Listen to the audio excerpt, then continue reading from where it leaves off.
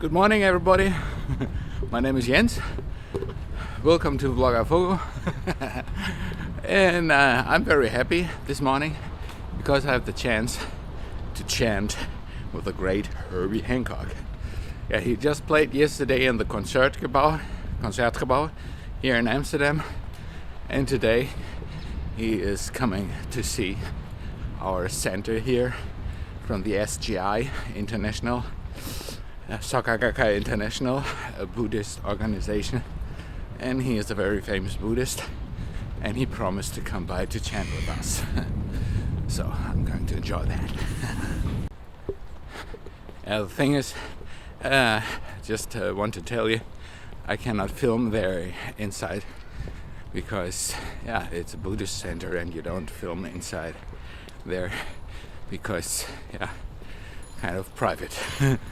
But I tell you later how the experience was. Wow, I just came back from the chanting session with Herbie Hancock here in the center of the SGI in Amsterdam, and I can tell you it was a very special experience. Herbie Hancock leaded the Gonyo, and there were just like around about 70 or 80 members, and just like, I guess, what I remember, 4 people who never visited the center before, and we were all chanting together. It was a strong session today. I'm full. At the end we took a picture that I guess is going to appear on Facebook, and we chanted like from 10 to 10:30, and then Herbie was giving us an encouragement and telling about his own experiences of being a Buddhist, and he told us that it was kind of his birthday today because he's chanting since November 72, so it's 40 years ago that he started. And he told us the story how he started to chant, and Pastor William Shakobukut, him, that's how we call it, he just like took him to his first meeting in 72. And I'm full of it. I'm thankful that I can start my week. I'm not really starting the week because it's Tuesday morning. Okay, I'm going to try to tell you the story that he told us, how he started the chanting in 72. He told us that in 1972 he lived in New York City and had a crazy band playing kind of very free music. They had to play 5 times a week. They played there, and then they tried to get every party that was going on in New York City. And they came back to the hotel, and they only had 2 hours to sleep. So the next day, after getting 2 hours of sleep, they had to get back to the club and play, and they didn't feel like, and he was just like telling us that he was doubting if he could do the gig, and felt very weak in a way, so he decided to start the gig with the tune Toys, and Toys is a tune that starts with a double bass, and Buster Williams was on double bass. And they came to the gig, and the club was packed, and there was a lot of energy in this place. So it's very strange to start a gig with a bass, double bass intro, but Buster Williams started to play his intro to the tune, and it was so amazing. It was so strong, and he's playing the most amazing stuff on his double bass, and they were all looking up to him, and he got the whole crowd that was screaming, and applauding, and everybody was into the stuff that Buster was playing. When they came in as a band playing the stuff, they were all like strong and full of energy. They all woke up because the way Buster played his bass, and they had the most amazing concert that night.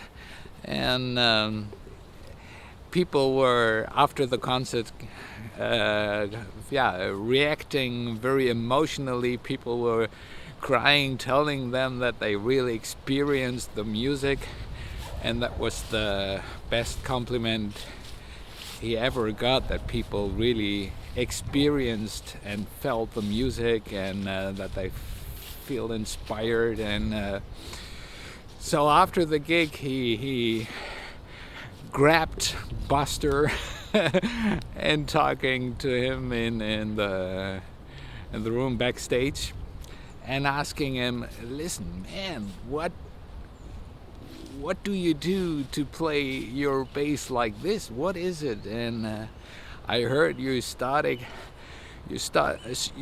something, a kind of new philosophy, and what is it, you know? And I want to know." And Buster was telling him that he was chanting Nam Myho Renge Kyo. So, and he was like, okay. And the next day, he went to his first meeting and started chanting, and since then he never stopped.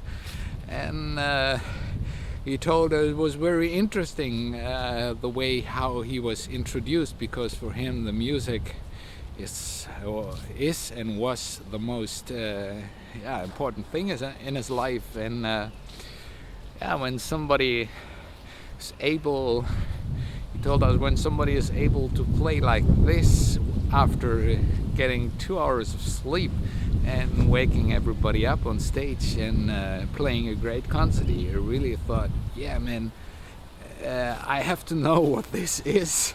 It's just like to being that strong. And so he told us it was better than Buster said, "Oh, I just was about to tell you about this," but he said the best way Buster could introduce him to that was just like by playing this amazing solo bass intro to the tune Toys, and getting the band started like this. So that was his story about how he started chanting. And I feel kind of inspired and thankful that I had the chance to chant with him, and I'm very thankful that he shared his own experiences. And he told us also about his relationship with Daisaku Ikeda, who's the president of the Sakagakkai International. Daisaku Ikeda is an amazing man. He wrote a lot of books, and he told us every letter that this man is writing, putting on paper, he puts his life into it. And the question was, how is it to, often people ask him, how is it to meet Daisaku Ikeda in person? And he says, it's, you can meet him in person, and it's, you can see him physically, but by studying the Buddhism, and by studying and reading his books, you can meet him all the time, all day long, 24 hours a day. You have the chance to meet Daisaku Ikeda and feel inspired. And it's the same then in music, because in music, for example, you can listen to a CD, a recording of an artist that you like, and you can really just like meet the artist by listening to the music, and very special. So he said, you can do this also with your own life. Try to do something and try to inspire people by living your life. And he says, what's interesting that he said is that when we are chanting, and you also chant for other people, for the happiness, for your family, friends, people struggle with diseases, with their jobs, with their lives, and you chant for them. But he says often you get distracted in your concentration while chanting, because we're always thinking of our own problems. So what we are doing, what we are struggling with. And he says the thing, what you do in your life, if you're a lawyer or if you're a painter, or if you're doing some other stuff, it's your profession, and your profession, what you do in life, is only a part of what you are. So life is much more than only the thing that you do in life, and that what is chanting about. You can do, and you can do a lot of stuff in your life and inspire people.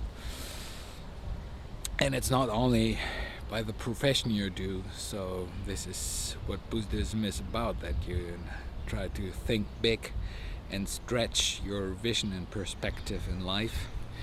And I'm going to try to take that with me.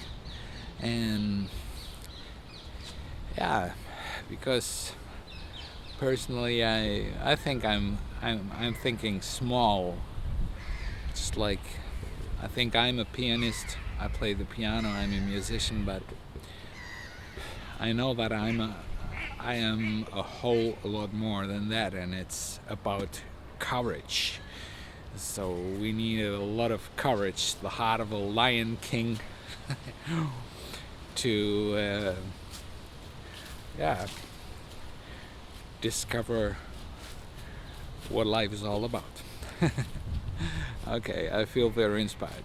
That's why I'm talking so much. I already talk too much. Okay. Have a nice day. I'm enjoying the sunshine here and the trees next to a beautiful canal here in Amsterdam. And it's November, so the sun is going down early, and it's nice to get up early to chant. And that's it for today. Hope you liked it, and see you next time here on Vlogafogo. Have a nice day. Bye bye.